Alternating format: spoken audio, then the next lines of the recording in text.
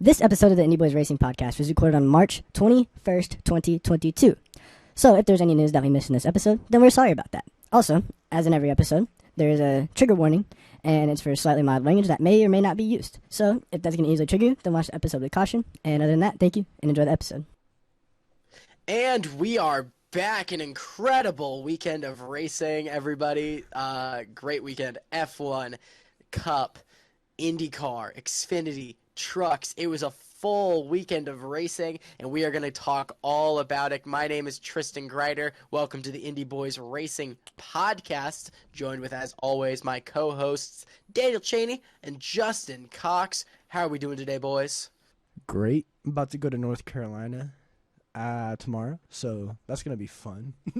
Nice. What part of North Carolina? Asheville. Asheville. Nice. Yeah. What about you, Daniel? What's up? I'm doing all right. Nothing much was happening. Just got off spring break, so I'm really tired. But I got to watch racing all weekend. So what more can you ask for? Yeah, it was a total blast. Great weekend of racing. Sunday, I don't think I stepped away from the television. It was a full day of racing. Got back from Cincinnati late Saturday night. Very successful martial arts weekend for Tristan Grider.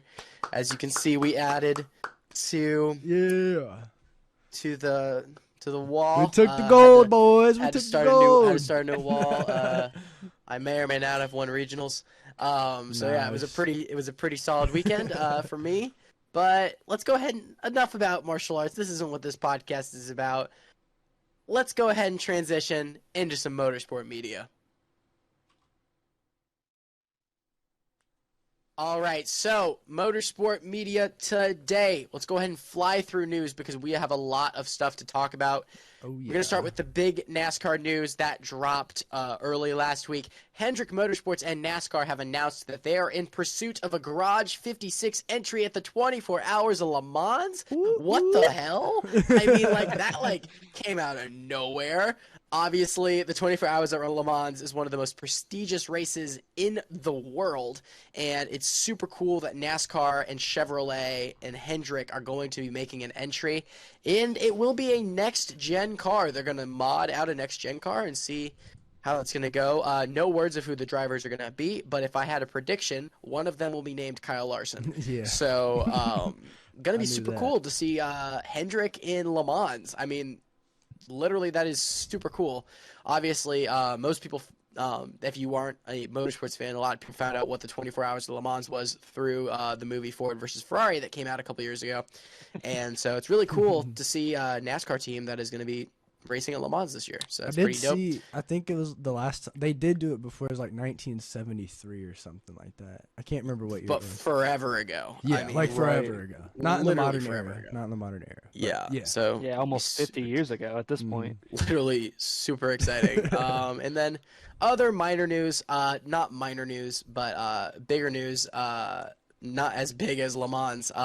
Derek Griffith is going to be making his Xfinity Series debut at Richmond. So good luck to Derek Griffith. That's going to be in a couple weeks. So hope you do well, man. Let's go ahead and transition to Jay with some F1 news. Okay, over here on the F1 side, as reported by Adam Stern, F1 is still at least a couple weeks away from formally announcing the Grand Prix on the Las Vegas Strip.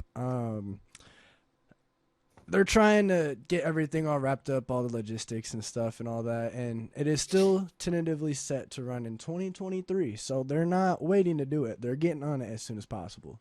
So that's interesting. Also, as we saw over the race weekend, this was reported earlier in the week, so we didn't really get to cover it in the last episode. But Google Chrome ended up sponsoring and becoming the wheel cover sponsors for McLaren. They need that money, but yeah. I'm going to pass it over to Daniel because that's really all I really have, so yeah. I mean, on the IndyCar side, really the only news is with there's a big rumor that Texas is going to be gone from the schedule next year.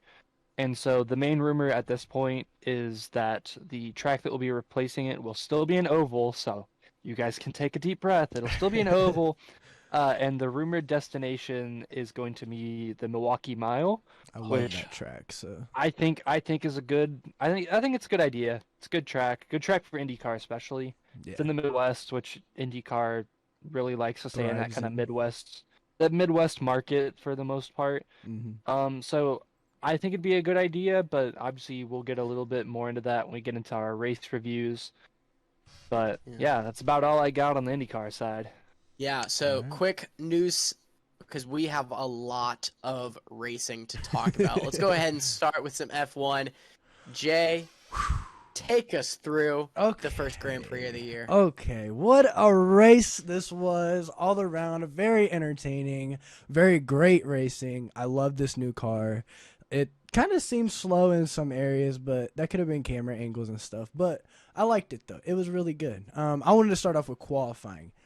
Easily one of the best qualifying sessions I've ever watched since I can remember of watching F1. And the top 10 at the end ended up being Charles Leclerc, Max Verstappen, Carlos Sainz, Sergio Perez, Lewis Hamilton, Valtteri Bottas, Kevin Magnussen, Fernando Alonso, George Russell, and Pierre Gasly were the final 10 in Q3, or to finish out Q3. So I just thought qualifying was very, very interesting and easily one of the greatest qualifying sessions I've watched in a long time. All right, so now moving on to the race. The start was clean. Valtteri Bottas was Valtteri Bottas. He lost positions on the start, like always. Massive strategy changes due to the tires. They kind of messed up I don't know if they messed up the tire changes or the tire durability or anything from Pirelli or whatever, but it definitely played into the strategy because most teams went to 3 stops. So I thought that was very interesting. There was intense battles all around. I think Lewis Hamilton pitted. Him and Zhou Guanyu were battling for a little bit. Bottas and who was it? I can't remember. Bottas and someone else were battling for a little bit. But moving on, Haas and Alfa Romeo are doing great, and I love to see that. And I've always wanted. I've love to see that. Yeah, we love to see that. Haas, especially. I think one of you guys became a Haas fan this weekend. Which one of you is it again? It was Tristan Grider, everybody. Yeah. I couldn't became remember who said a it. Kevin Magnussen and Haas stan this weekend. So, I mean, here's the thing. I have never really been in F1. And my whole reason for watching F1 this season was for the podcast. And I've heard names in the past. I know who Lewis Hamilton is. I know he's probably, if not the best F1 driver of all time. I know who Max Verstappen is. I know who Lando Norris is. That was about the extent of my knowledge. And I think I found my team. I think I found my team with Haas, and I know that they're not incredible. But hey, I mean, it was a good weekend to be a new Haas fan. Oh, yeah. I will say that. Oh, yeah. Mick Schumacher and Kevin Magnussen did really, really good. So I was happy to be a new Haas fan this weekend. McLaren and Aston Martin completely missed it Well, anybody with the Mercedes engine really missed it this weekend, including Mercedes, because they were off the pace compared to where they're usually at. Although they did still somehow get a podium. But we'll talk about that in a second. With like 10 laps left or so, Pierre Gasly starts the Honda troubles. And I think it was his gearbox. I'm not exactly sure on what happened, but the rear of his car caught on fire, brung out a safety car, made that race change drastically. What was your guys' thoughts? As soon as it happened, I mean, like, you could tell everyone was like, oh, like sitting out there, like, oh, yeah, something's about to happen. Mm-hmm. We didn't know what, but we knew something interesting was about to happen. Oh yeah. Because like the gaps between all the people were pretty wide at this point. Mm-hmm. Like it pretty much seemed like Leclerc was gonna just run away with it. Yeah. And so all of a sudden they're like, "Oh, by the way, Pierre Gasly's car just broke down, so we got a yellow." Everyone was like, "Huh." Well, what's gonna happen now? It was originally supposed to just be a virtual safety car, then they changed it to a full safety car, which I thought was pretty interesting. But they changed it because the car caught on fire. Yeah, so, yeah. Which is reasonable. Yeah, and it was stopped right in one of the main parts of the track. So, I mean, I get it. So That'll do it. yeah, but no. On the restart, Sainz was behind Verstappen. He could not get that pass done, which was very interesting because out of the two Ferraris, like Leclerc clearly had it all this weekend, and I mean Sainz was doing good, of course, but like he's not better than Verstappen though. That's what I found very interesting. Mm-hmm. And yeah, but he just could not get past Verstappen, and if he could have got past Verstappen, the race would have easily been sealed for Ferrari. Which I mean, it was technically still, but like it would have sold the race more. For Ferrari. You know what I'm saying? Red Bull engines, as we had seen previously, Pierre Gasly, Honda gave out, just fell apart right at the end. The only person that was left that had a Honda engine or a Red Bull engine was Yuki Tsunoda, and I love that because I'm a Yuki fan. So. But, yeah, Ferrari, Mercedes finished 1 through 4. And congratulations to Charles Leclerc on the win. And Ferrari seems to be back. And I love that. And I've been wanting to say that for a long time. So I'm very happy with that. Yeah, I would go through the finishing results, but I kind of want to make this move through a little quicker. So what was your guys' opinion on the race?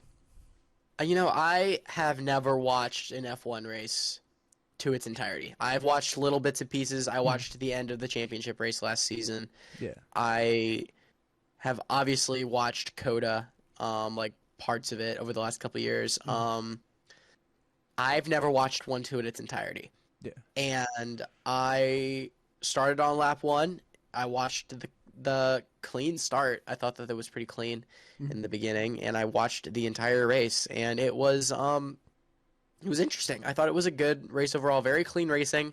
Yeah. Not a whole lot of passing until the very end of the race. Feel like Mick Schumacher was really the only person that I felt like was getting like passed normally, but that was just because he was getting a little wide in the turns. Yeah. But well, Mick also, I feel like Mick also had some type of damage because he did get spun on lap 1, and he got hit in the right rear by I think it was Esteban Ocon. I can't remember. It was one of the Alpines. I know that much. But he got spun. I was surprised to see McLaren struggle.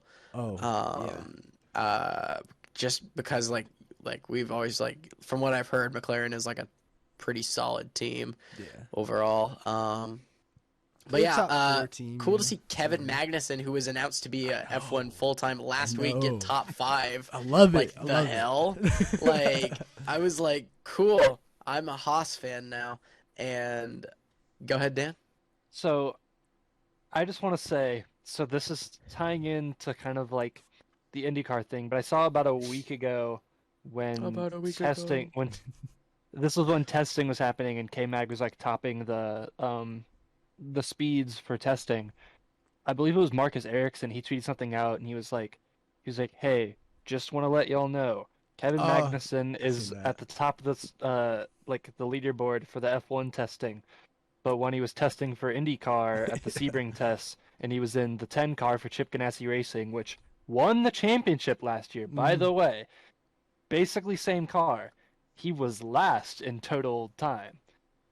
So, is F1 easier or harder than IndyCar? Sorry, I just had to leave that. Since we're on the topic of Kevin Magnussen, I just had to point that out as my little IndyCar superiorist. Sorry. Go on. It's fine. I get it. It's fine. But yeah, just overall, I thought it was a good first race. It got me hooked on IndyCar. I'm definitely going to tune in next time. The next Grand Prix in April, I believe. It's going to be because we don't have F1 next week, right? No, yeah, there's F1 next week. Oh, there is? Okay, then I'll definitely be checking out next week. Yeah, so, they're at Jeddah next week, so. That's right. Yeah. But yeah, I officially have downloaded the F1 app on my phone, everybody. He's a fan. Me too. He's a fan. Man. Yeah, they're fans. Let's go. So there you go. So I officially downloaded that. So going to be cheering on my Haas boys, K-Mag and Mick Schumacher. Oh, yeah. Daniel, did you ever pick up on anybody that you kind of like, Daniel? I mean, I think... So here's the thing. 2 years, we know who my favorite team is going to be. We know who my favorite driver is going to be. Yeah. Obviously, when Andretti Global gets there, we know I'm going to be a Colton Herta stan still. It's still going to be there. It's still going to happen. But I think in these 2 years until that happens, I think I will be a Yuki Tsunoda or at Fanatic. least overall an AlphaTauri fan. I Nice. think that's going to be my team. I'm going to roll with as my rental team for the next 2 years until Andretti Rental Global team. gets there and kicks That's butt funny. with Colton Herta, and he's going to be Yeah. the first American world champion since Mario Andretti. Sorry, just had to get that out there. That's funny. But Yeah. all right. So I'm gonna go ahead and throw it over to Tristan here for the NASCAR race. Yeah, so quickly, let's just briefly talk about trucks. Congratulations to Corey Heim on his first Truck Series win. Did not see that coming, but super speedway style racing. Super cool. Congratulations to Ty Gibbs on his second race of the season, officially propelling him into the points lead. Super cool for him. Oh yeah. Now let's quickly talk about Atlanta's a super speedway. And we touched on it last week. We didn't know. We did not know if this was going to be a super speedway race or not. It is. Yeah. Yeah. It is. There is now 6 super speedway races on the NASCAR Cup Series schedule. The most that I have ever seen. Yeah. We'll talk about that in a second, but there is 6. Let's briefly talk about the race. Stage 1, we saw it pretty much dominated by Ross Chastain until he blew a tire from the lead. Spun by himself, got some right rear damage, but ended up being okay. Only went about 2 or 3 laps down. William Byron took Stage 1. Pretty good racing in the beginning of Stage 1. Stage 2, however, drug. It was a very slow Stage 2, I felt like. Lots of cautions, lots of spins, lots of blown tires from the lead. Here's something I'm noticing about this new Atlanta.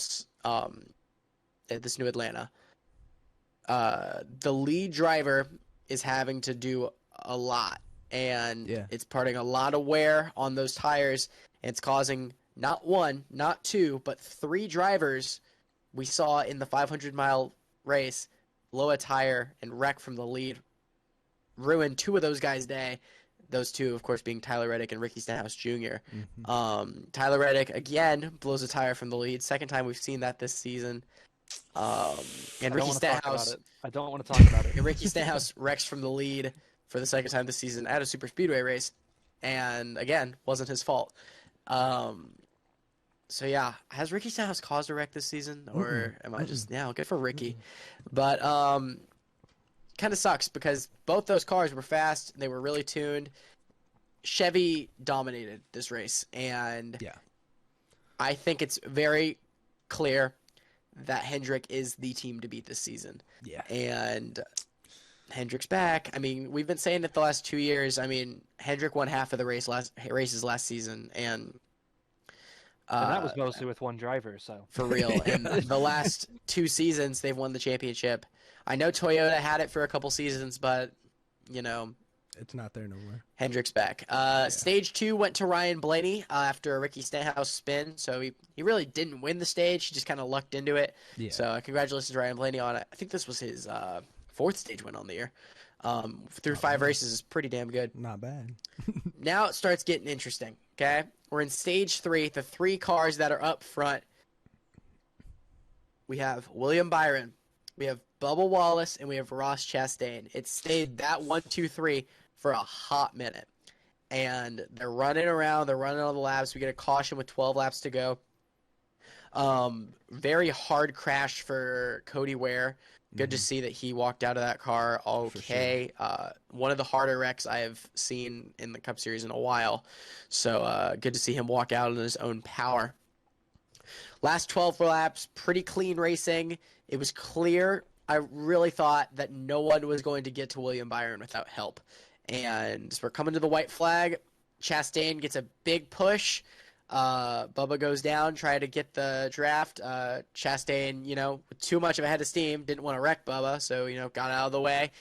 Kind of ruined Bubba's day as he flies back through the field. Looked like Chastain was going to be the only one that had a shot until Christopher Bell, my pick for the race, came up with a head of steam, but made the tragic error that every driver has made at least one time in their career and went below the double yellow line to advance his position. He sure did. This pretty much nullifies Bell's chances at the win. Of course, he's still going to go for it, and instead of helping Chastain to the win. He tried to, win the race for himself, as he obviously didn't thought he went below the yellow line. It was clear that no one was going to catch Byron. Came out of turn 4. William Byron crossed the line first, getting his first win on the season.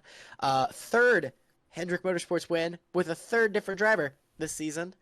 Incredible dominance so far for Hendrick. Ross Chastain comes home second. Third place went to 2311 Racing's Kurt Busch, not Bubba Wallace, Kurt Busch. Fourth place, Daniel Suarez. Trackhouse Racing, dude. We'll talk about this in a second later in the question segment, but I think Trackhouse is scary this season. I think they're scary.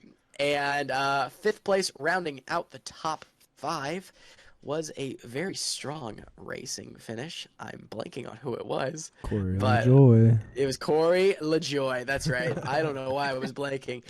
Corey LaJoy gets his first career top 5 with Spire Motorsports. Super cool for Corey. Love that. One of those guys that always tries hard, is always up front in the super speedway races. Deserved a top 5 a couple times now, so good to see. Now let's kind of talk about it. What's going on with Joe Gibbs Racing? I don't want to talk about it. There is something going on. I don't. The only car that we saw, all the cars had their moments. Kyle Busch had his moment, got involved in a wreck. Denny Hamlin had his moments, got involved in a wreck. Denny continues a terrible season. Martin Truex had his moments, got pushed back in the field. Christopher Bell almost won the damn race, went below the double yellow line, nullified, finished 23rd. Something's going on.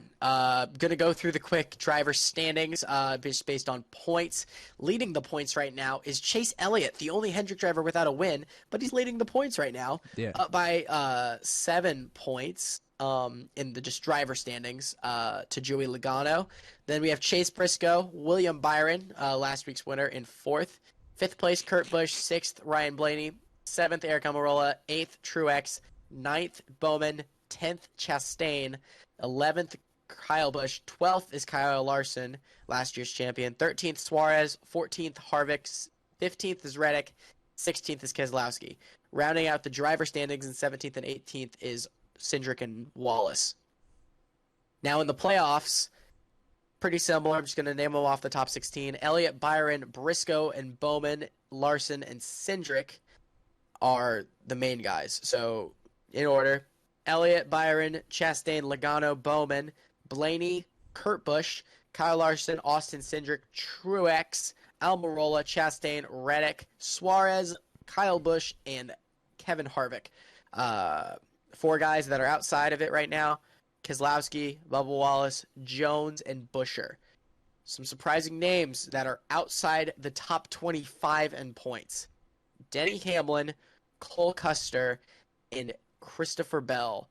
And if you want to include him in there, 2021 Daytona champion Michael McDowell is in 27th. The first 5 races of the season are always extremely telling. And it's going to be an interesting remainder of the season. But quick question for you guys. Okay. Did you like Atlanta Superspeedway? Did you like ASS? Did you like ASS? Did you like Atlanta Superspeedway? I'm going to go ahead and say, as a big fan of Atlanta in the past, it was a good race. And it was not a great race. By any means, it was not a great race. It was good. It was good. But yeah, I will say probably about 75%, 80% on my personal groovy gauge. But yeah, Daniel, what did you think? Was it a good race? So I wasn't able to watch the Cup race, but I did get to watch probably the last fifth of the Xfinity race. I got to see the big exciting finish, the Xfinity race. So I did see a little bit of the new Atlanta, and I think it's fine. I think it's okay. I think the racing on it is solid, nothing amazing. Obviously, I feel like in the next few years, maybe we do get just an excellent super speedway race on the new Atlanta. Right now, I think it's too early to say. We've had 3 races, and each of them were all just kind of like good, but not memorable. that much, if you know what I mean. So like for me, I think it's a good setup. I think it was a good race, but like I I don't know. Part of me thinks that the decision to change it to a super speedway was a little unnecessary. I think it was a fine change. Like it didn't really change much on like how good or bad Atlanta as a track is, in my opinion. But I know that a lot of drivers didn't really like it as a super speedway now. Yeah, Obviously Kurt Busch and Kyle Busch were Busch. pretty vocal about that. Yeah. So Do you like New Atlanta? Nope. yeah. So Yeah. I think it's That was funny. fine. I think it works, but I almost just think like some changes, even if they're good, are just still a little unnecessary. Yeah. And I think this might have been one of those.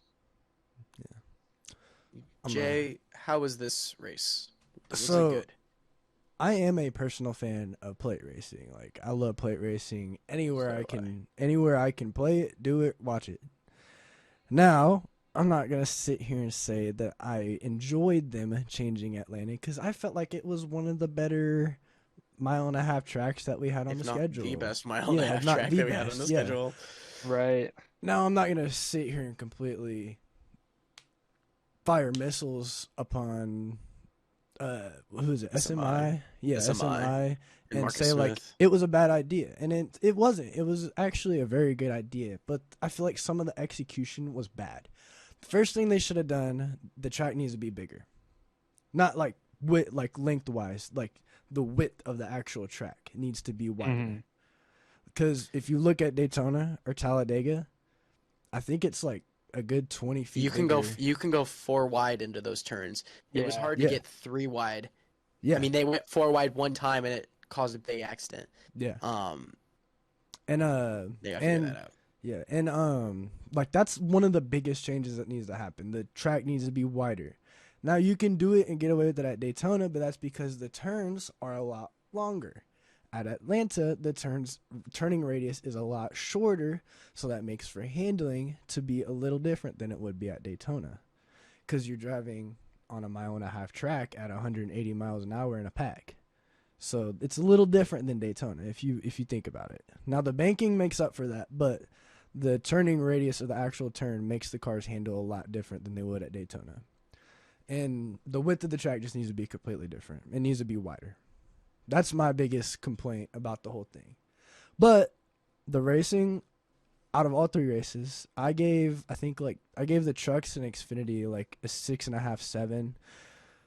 For 6.5 for trucks and 7 for Xfinity, because trucks I know single file racing is a part of super speed racing. It's always going to be, and I just don't think that it was necessarily a good race anyway. I don't know. Like it's just weird, man. I like the whole weekend I had a weird feeling because like I'm not used to seeing Atlanta be a super speedway. I'm not even gonna lie to you. Yeah, It's just it was weird. interesting. It's just weird. Like I'm just used to Daytona and Talladega being like this, and that's it. I'm not used to seeing another track like this. But if they do this to anywhere else, it needs to be Texas. They need to blow Texas up. They literally need to blow Texas up. However, we did have a fairly good race at Texas this weekend. Yes. My personal favorite race of the weekend. Let's go ahead and talk about IndyCar, Daniel. And speaking of Texas Motor Speedway, get your cowboy hats ready. It's time for a Texas race review, baby. So biggest thing from this race, at least for me, my biggest takeaway, man, Andretti and Arrow McLaren sucked. Dude, yeah. Like, yikes. And so like I wrote down all 6 of the drivers for both these teams and where they all finished.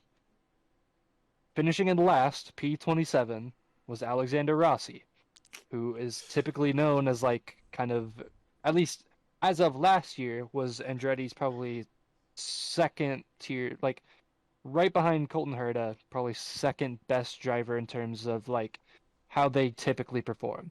Yeah. I feel like that's fair to say. And so he Man had only an ran early, 11 races.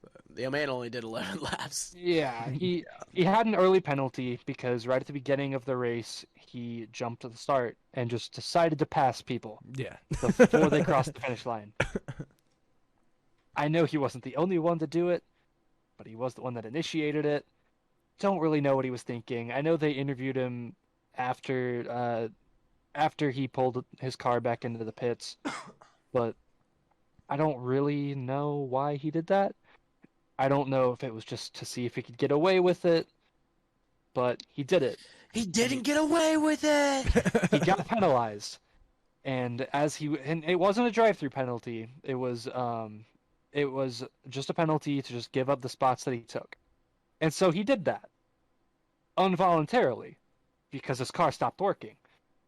I don't know. I put engine problems with a question mark because I don't remember if it was exactly engine issues, but his car just Bro. basically stopped. Nah, Like- IndyCar didn't like how he jumped the start, so they did like a Cars 2 on him and shot the camera at him and blew his engine I was up. thinking it. I was thinking it. Yeah. What was that field called? All in all?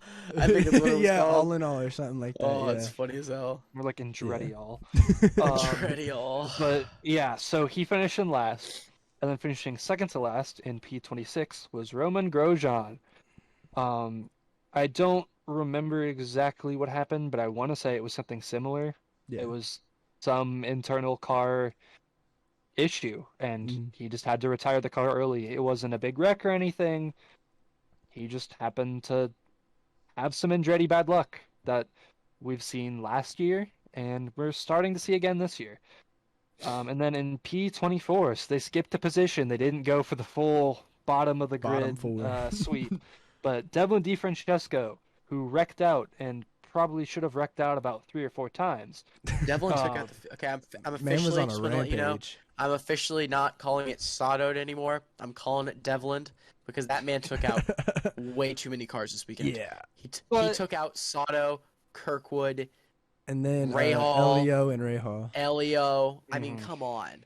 Like, I get 'Cause- you're a rookie, but like, you can't run the middle of the track at Texas. You run the Yeah. top lane or the bottom lane. The Dude. thing for me with Devlin DeFrancesco at this race, he was like he kind of like indirectly caused about 2 of them.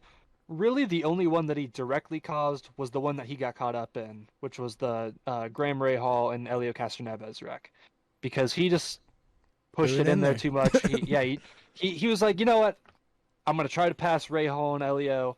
If I crash, I crash. Like, you ain't willpower, baby. he pretty much just full sent it, and he definitely shouldn't have. And Rahal was rightfully mad about it because he Yeah. was trying to not hit Elio. He was trying to be polite because I think Graham Rahal is one of like the cleanest drivers Easily. in easily, IndyCar. Easily. He's a very respectful guy. I mean, same with uh, Elio too. Like they're both very respectable Right. drivers. They're both known as relatively clean drivers, and so Graham was trying to keep it away from DeFrancesco and give Elio space.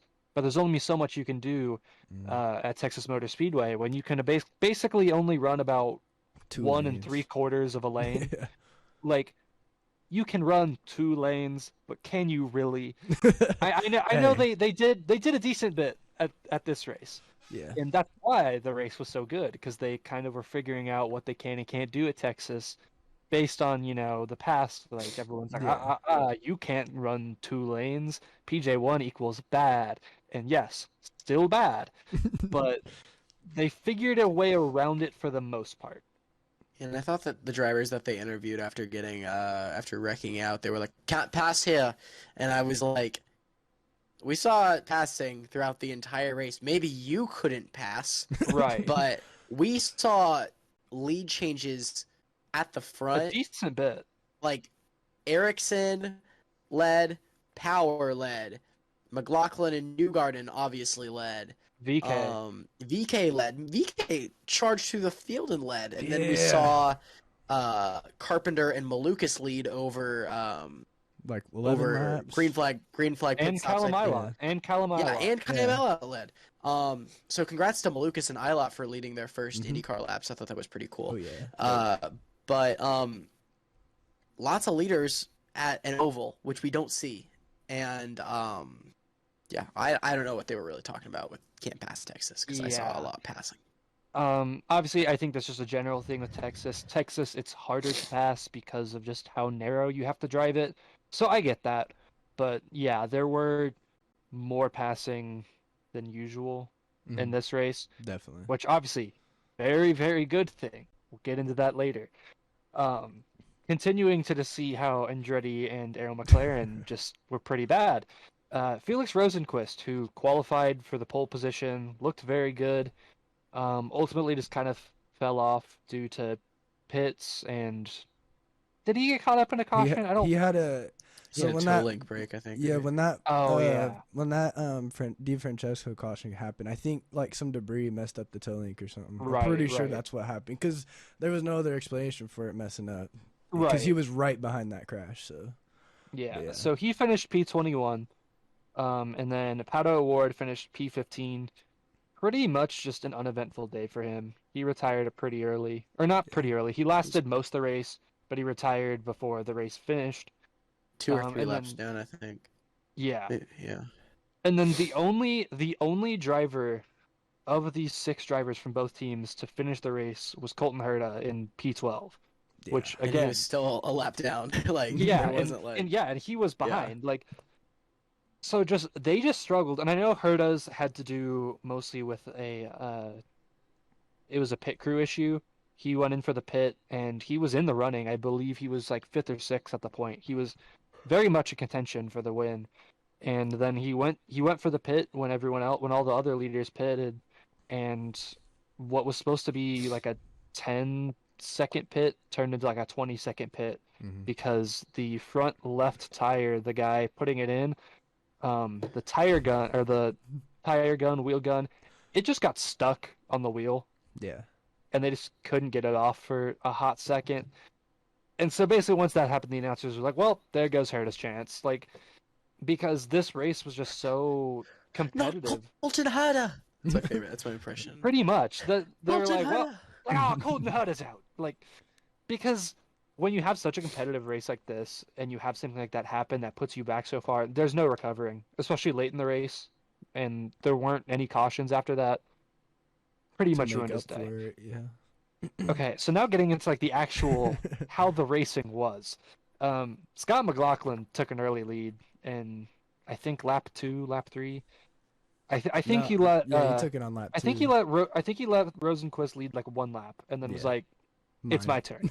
Is Man's a championship favorite? Is anyone else thinking that McLaughlin is a championship favorite? The past 2 or 3 years, I think it might be the past 3 years, whoever won the first IndyCar race of the season won the championship. And obviously we're only 2 races in, so I don't want to like say McLaughlin has it under locks. Yeah. But he won and got second in the first 2 races, and Penske has looked dominant. I mean, all the Chevys look good compared to the Honda so far this season, though. But even then, like, I think looking at like the finishing, like, there's more Hondas in the top 10 than there are Chevys. Yeah, I think basically. Yeah. Yeah. So because you have all those Ganassi cars. Yeah, so in the the top 4, there were 3 Chevys, all of which were Team Penske. In the rest of the top 10, there was 1 other Chevy, and it was 10th, which was Renus VK. Oh, okay. Everywhere in between that was a Honda. Interesting. So like, and all 4 Ganassi cars finished top 10. Yeah. So I was gonna say, it seems including like Jimmy Johnson, baby. Yo, Man's almost got a top 5. Hey. He got passed by his teammate with like 2 to go. But like, Hey, I'm just glad he proved me wrong, because last week I shit on him. Yeah. I did. I shit on him last episode because I did not think he was gonna do good. So I'm glad he proved me wrong. And in the first like half of the race, it looked like pretty much every Jimmy Johnson IndyCar race just kind of settled, not necessarily dragging back the field, but just kind of in the middle to low, like he's low side of the field. I feel like he was learning for those first like 150 laps, and then he was just like, okay, time to turn on where I won it like 5 times. Like he won at Texas a lot, and 7 like, times. Yeah, like just literally like turned it on. It was like, okay, I'm just gonna go 40 miles an hour faster than I ever did in a Cup car, and like go top 10. Never in my life did I think I would see Jimmy Johnson, a 7-time NASCAR Cup Series champion, battling for what was it, 6th or 7th position with an Indy 500 winner, Simon Pagenaud. Mhm. Like, what It's is crazy. racing in 2022? For real. Like, what For is real. it? It's really cool, but And that was like, one of the best battles I saw all day. yeah. Like, was that 6th and 7th place battle that we saw with Pagenaud and Johnson? I mean, it was dope. So then, getting back into the racing, kind of finishing up my talking points. So Takuma Sato was up in the front at the beginning of the race, and then he had some pit troubles because David Malukas, when pulling in for his pit, basically just overshot it a bit and had to pull back and get back in his box, which screwed Sato up a little bit. Definitely moved him down in the standings of that race. It's pretty much once that happened, we were like, Hurt my okay, fantasy. yeah, did hurt the fantasy. But basically once that happened, we were like, okay, he's not really in contention for the win unless some miraculous things happen. Those miraculous things did not happen because he hit the wall, and I have written in parentheses, Di Francesco. Yep. Did not directly cause this, but indirectly caused it. Just Yeah. kind of didn't really give him enough space. And so it didn't end Sato's day right there, but then just over time, he just retired early because when your car's just breaking down, so much is happening, like, there's really not that much you can do. Yeah. And then later in the race, I have Kyle Kirkwood spins out, and then in parentheses, I have Di Francesco. Again, did not directly cause it, did not hit him, was just kind of in the way, and it looked like the PJ1 just took effect. Kyle Kirkwood basically just wiped out. Wasn't that much he could do. Mhm. And then right after that, I put big crash, and in parentheses, I have Ray Hall, Elio, and Di Francesco. This was the main one that he like directly caused, but he was in it. So obviously, when you're in the wreck, you're going to be a direct cause. Yeah. We talked about it a little bit earlier. And then I talked a little bit earlier about Herta and his pit issues because the tire gun was stuck. And so then basically just finishing this out. Holy crap, was that a close finish? Like, Yeah. That was a great so finish. McLaughlin was just dominating the end of that race. There were a lot of lead changes when they were kind of figuring out the end of the pit strategy. But then once McLaughlin got there at the end, it looked like there was no looking back. Yeah. Until there was, and Joseph Newgarden was catching up on him. And this didn't happen till the second to last lap. And just once he started catching up, everyone was like, okay, I think McLaughlin's got this. But Newgarden's getting there. Yeah. And then the not lapped traffic, but almost lapped traffic started to settle in. It was David Malukas and was it Callum Ilott? Yeah, it was think Ilott because so. Ilott was going 20 miles an hour slower Right. than so it 'Cause was really I believe he had Yeah. more tire fall off, I think. Yeah. 'Cause and he stayed out Malukas had longer the than freshest Malukas. tires out of all of them, so it wasn't that he was catching Malukas really. I thought it was really that he was catching Ilott, and Right. I feel like it was really Callum Ilott that really was what allowed Newgarden to get that run Mhm. because pulled right in front of McLaughlin, which I mean stuff happens. I mean It happens. Yeah. It's racing. It's oval racing. Stuff like this happens.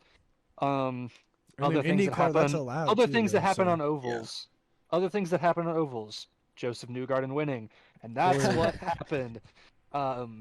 Just Or- pulled away in pretty much the last corner. Or Di Francesco. That's what happens on ovals, apparently. Yeah. Sadly, I hope that doesn't kind of pattern because I like Di Francesco, but yikes, he wasn't making any friends on that track. I will Yeah. say. read that top 10, baby. Oh yeah. Okay, let me pull up the top 10. So finishing the top 10 for this race. So Joseph Newgarden in first, Scott McLaughlin in third, or in second. I read his number. Sorry, my bad. He said I Scott read his McLaughlin in the number. 3 car in second. Don't know where that came from. In third place was Marcus Marcus Ericsson. So Ericsson. Marcus Ericsson does get a podium. He looked pretty good. He led 10 laps out there. Will Power was in fourth. Scott Dixon was in fifth. In sixth was Jimmy Johnson. In seventh, very quietly, was Alex Palou. Consistency. He's so consistent, and he's like sneakily. He's very quietly good. Because all he the finished time. he finished second at St. Pete, right? Yeah. Yeah. Yeah, because he was trying to catch McLaughlin. That's right. Yeah, I can't remember. And then Damn, in that's really eighth good so far. was Simon Pagenaud. Continues Look really back-to-back top tens. Back-to-back top tens. Meyer Shank, I know they haven't had like insane luck yet. They haven't had the best luck. But Simon Pagenaud in the 60 car is looking a heck of a lot better than Simon Pagenaud in the Jack Harvey 22 in the car. 45. And I know he only got to run one race because as unfortunately I forgot to talk about, Santino Ferrucci took his spot for this race because he had an incident in the practice night before and was not cleared the morning of the race. And so they called Santino Ferrucci pretty much the night before, and they were like, listen, we don't know if Jack's going to be able to race. Can you come race? And he was like, I mean, I live 30 minutes from the track. Sure. And so he basically got there in the morning, like, yeah, you're on. Put Jack Harvey's fire suit on. So he's wearing this baggy suit, and he got ninth. He got a top 10. And I will say, they were sucking the heck out of, like, Santino. Like, they were like, this man found out he was racing at 9 o'clock this morning. God. Santucci, as they like to call him. And I was just like, and they said it literally, like, they said it as much as NASCAR says Kyle Larson. Like, they were saying it non-stop. He ran Xfinity races for Jordan Addison Racing. And, like, they were just saying that over and over. Like, they, like, showed his, like, footage of him, like, in, like, the 2019 Indy 500 of him, like, dodging that wreck. And that's, like, the only, like, Santino Ferrucci highlight there is. And he was like, this is him! And, like, I was just like, it just made me laugh. And Yeah. I mean, like, I am critical of Santucci, but he's pretty consistent. I gotta give him that. Yeah. Like, especially coming in last second and getting a top 10 in the IndyCar when he didn't even I think they said he got to run like a few laps of practice just to make sure like his pedals were right and everything was set up. But he didn't get to practice and he got a top 10. It's not bad. I gotta respect that. Like, Yeah. you can't just go past that. And then finishing up top 10 was Rinus VK, and right outside of the top 10 was Indy Boys' favorite David Malukas, baby. Last car in the lead lap, baby. Last car. Proud of our boy. Highest finishing rookie as well. Highest finishing rookie. Highest finishing rookie. Led 3 laps. Proud of our boy. So like, I think it's safe to say that this race was really, really freaking good.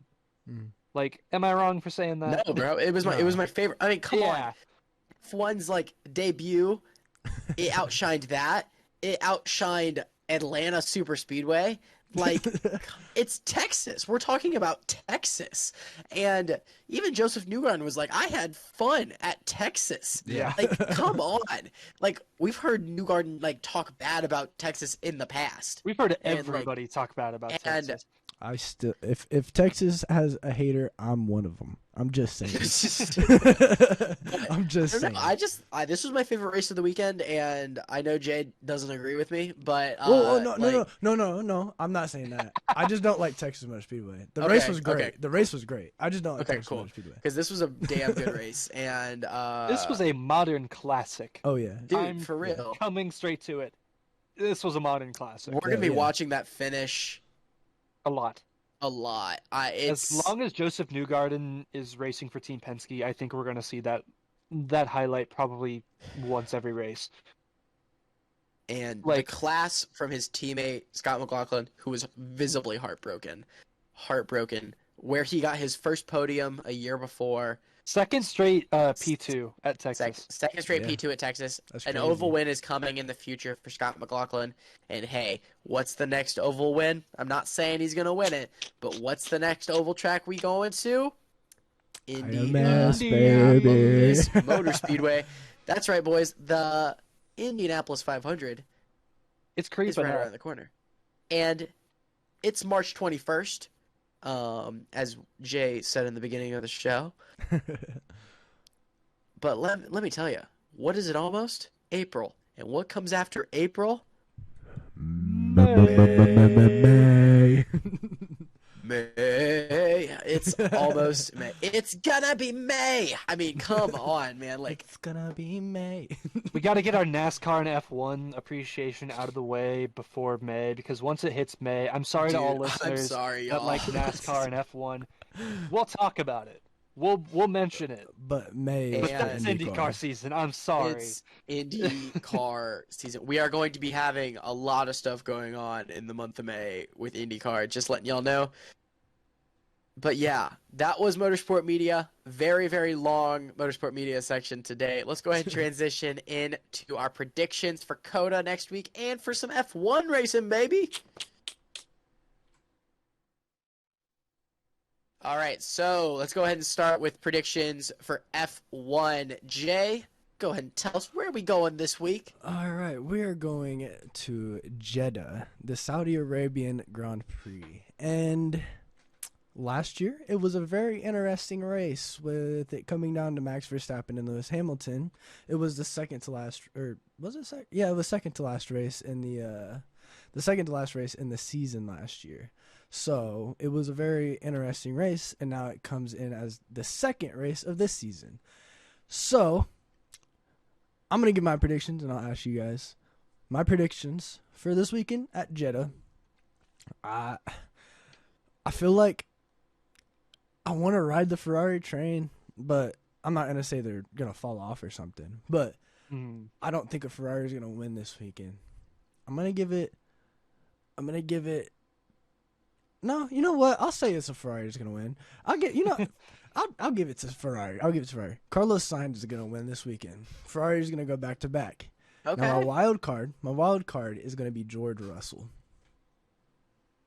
That's who my wild card is. Very good idea, because my pick for this week is George Russell. I'm going to be picking the Mercedes car, the famous teammate of Lewis Hamilton. But I'm going to be picking George Russell. Ran well, top four, not a podium, but top four last week. I'm picking George Russell. My underdog is my man, K-Mag. I think Kevin Magnussen is going to be my underdog this weekend. I mean, come on. You were on P5 in your first F1 race in over 2 years? I mean, come on. Like, man's found out he was running full-time in F1 last week, and I'm going to ride the train. Russell and Magnussen, those are my picks. What about you, Dan? Okay, I can see that. Hey, with my prediction, Jay, I'm trusting you when you're editing this to cue the music, because it is Super Max time. Max Verstappen. Super Max, I'm telling you, it's going to be Super Max time. Max Verstappen, he's mad. He's going to be mad about this past week. He's going to go out there, and he's going to win this race. One might say he's Mad Max. He's super mad. But my wild card, my bold prediction, Valtteri Bottas. Ooh, Yeah, why not? It's good. Finished P6 last week. I can Finished see. sixth, I mean, qualified well.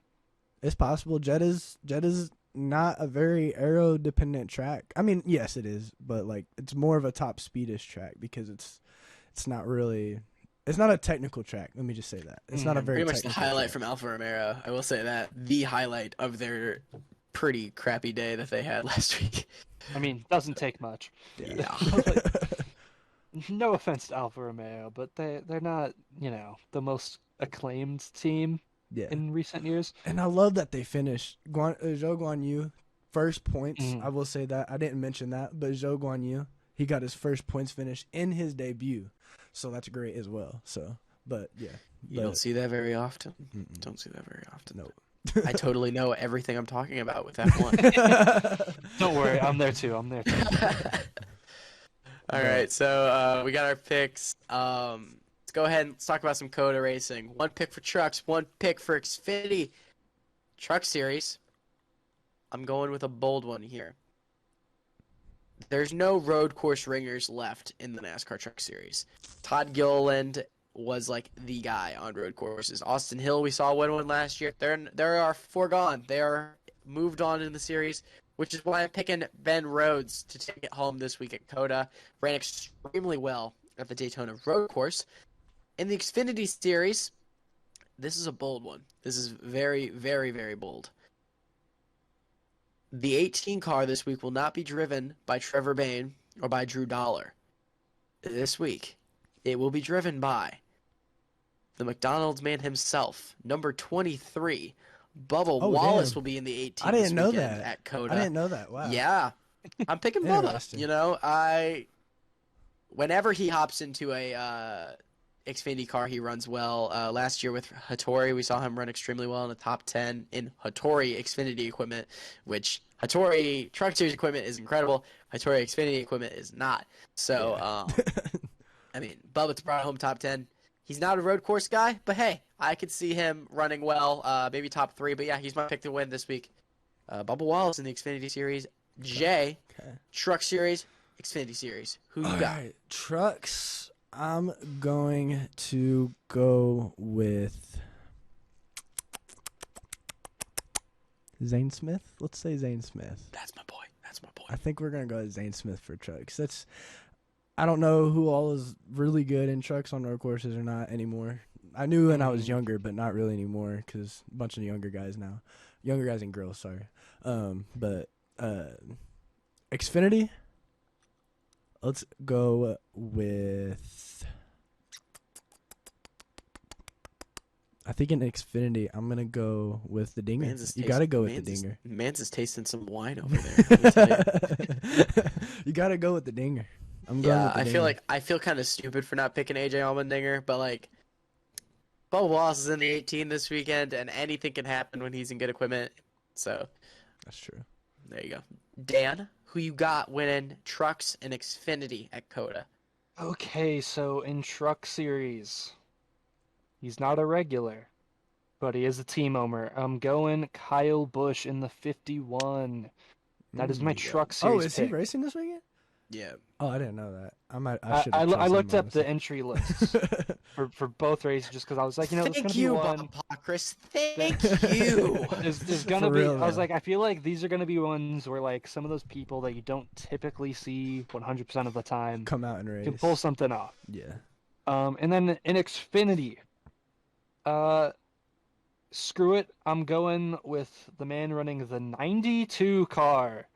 Ross Chastain, baby. I'm going Ross Chastain. Oh, wow. Wait, Ross is in the car?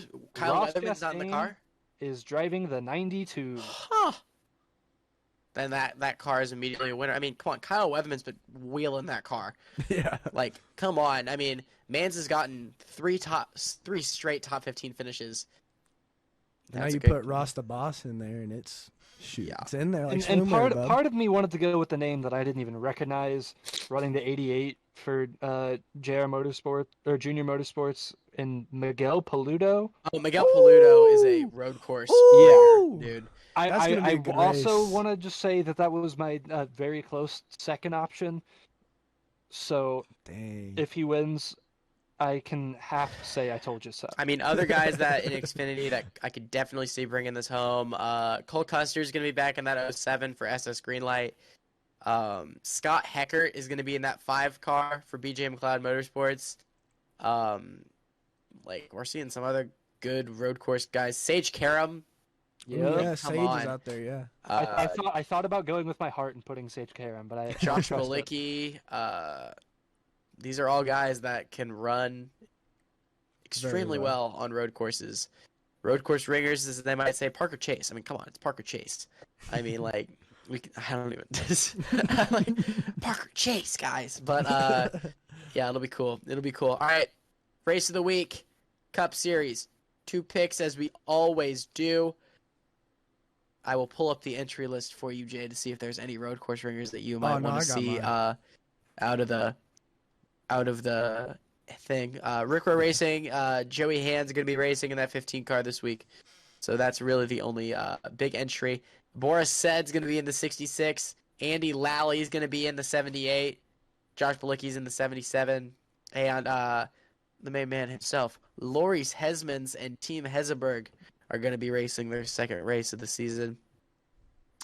But all of that matters not, as Chase Elliott's going to win this weekend at Coda and solidify his his leading the standings. However, not going to pick Kyle Larson for my underdog. Because I'm going to be picking AJ frickin' Allmendinger as my underdog. I mean, come on. Man won. Like, Mans is probably going to win Xfinity, and I could see him doing the sweep. I mean, he's AJ Allmendinger on a road course. You can't count him out. Another guy I mentioned, I'm not going to pick him, but Austin Cindric. I think Cindric could possibly get it done this week. J, Cup Series. I'm confident in my pick. I think he's going to do well. He's done well on road courses in the past. My pick, Austin Cindric. There you go. And then my wild card, it's kind of a toss up for a bunch of people, but I feel a good vibe this weekend coming from him. I feel like Ryan Blaney's that's gonna be my wild card. So yeah, both former 2018 Roval winner. Mm-hmm. All right, Daniel. I mean, I'll get my first pick out of the way. It's Chase Elliott. Like, Yeah. pretty obvious. But my wild card, the one I want to happen, because if all my predictions go true, it's not going to be the first, it's going to be the second watermelon smash of the weekend. I'm going Ross Chastain. Nice. He's Dude. going for 2 this weekend. if my Damn. predictions go through. Okay. Not 1, but 2 watermelon smashes. Oh my God. I mean, come That's on. funny. Can we talk about Ross Chastain really quick? This man, dude, Daniel, you don't understand. In 2019, this man was running full-time in the Truck Series for Nice, but he was also running full-time in the Cup Series for Premium. Yeah. You don't even know what Premium is. Yeah. Premium Motorsports was the 15 before Rick Ware had the 15. They pretty much like coerced or combined Right. with Rick Ware Mhm. Racing. But that 15 had a car baby. consistently was like 11, 12 laps down every weekend and was not a very strong car. But Ross Chastain has gone from Premium Motorsports to freaking finishing top 3 the past 3 weekends. Oh yeah.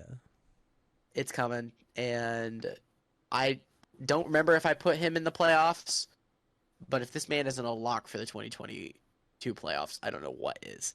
I think I put him in my playoffs. I don't think so- I did, but I don't even know if I did, and I'm the Chastain fan. Here, I'll look it up. I'll look it up. Like I have him. I obviously wanted him to, but like Yeah. I didn't know how much to trust it because it's pretty much the same car he was in last year.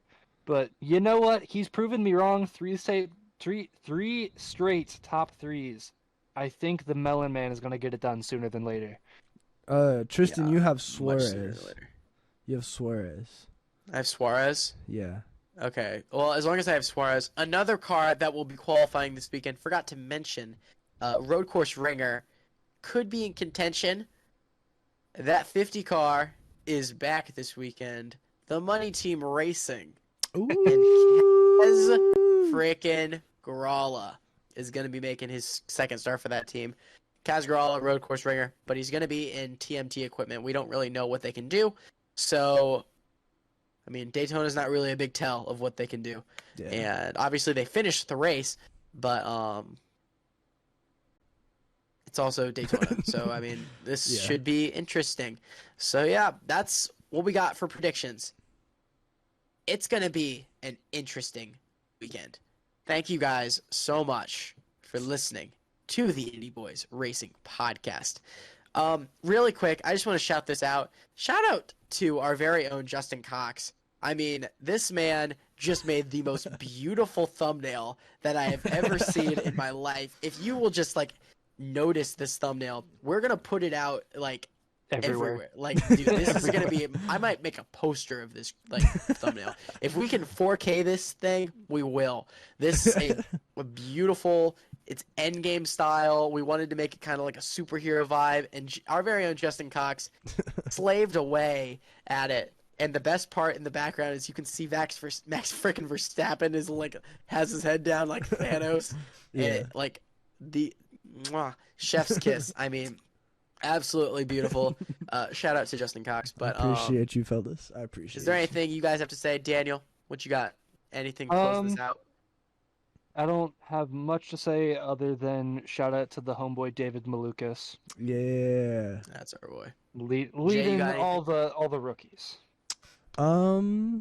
Pretty much all I gotta say is I'm glad F1 is back. Yeah, for real. I'm very happy, and I've been in a good mood since I've been in a good mood all last week, Sunday, and I'm probably gonna be in a good mood all this week. So He's been a good boy waiting for his F1 to start. Exactly.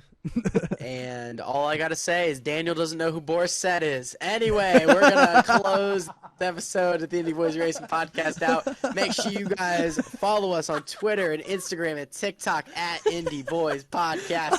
Daniel has no idea who Boris Said is. I'm just smiling and nodding. Man, share us on Twitter, Instagram, Facebook with your grandmas, with your moms, with your dads. Subscribe to us on YouTube. That's great. All of our personal social medias are in the description down below. Closing out episode 11 of the Indy Boys Racing Podcast. Man, there were some great finishes. There was some great racing. And let's go ahead and get weird in Austin, everybody. Have a good one. I'm Tristan Grider, signing off for Justin Cox, Dale Chaney. Peace! Go have fun in North Carolina, Jay. Oh, yeah.